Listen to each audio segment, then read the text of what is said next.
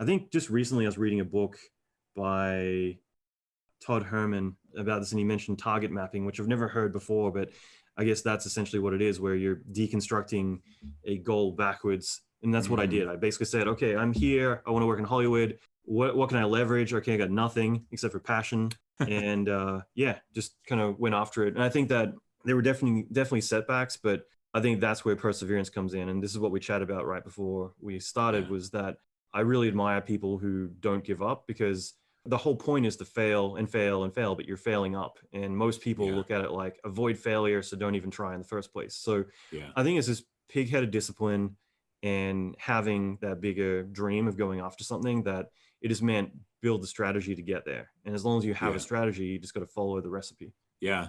Okay. So I like this target mapping idea. If you want to do something, but you never try, then of course you're never going to succeed. But it's more the what if, like by trying, it means that at least there's a 50% chance you're going to succeed and 50% chance you're going to fail.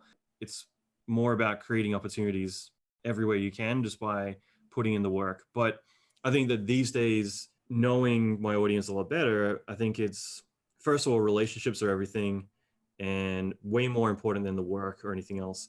But on top of that, I think that failure is the thing that most people are so afraid of ever experiencing failure, rather than seeing failure as part of the process, that they never try in the first place. So it's knowing more of the problem now. It's not so much about, well, you got to try to win. It's more understanding that like most people are so paralyzed by like the what if I fail that they never try in the first place. And the truth is that you're going to fail a lot, but that's where I feel like most people's interpretation of failure is that it's a bad thing. You know, it's same way with like negotiating. There's a book I love called Negotiating Starts with No, because it just puts it in context. It's just like, once you say no, it's like, that's when you can start discussing, well, how do I move this to a yes?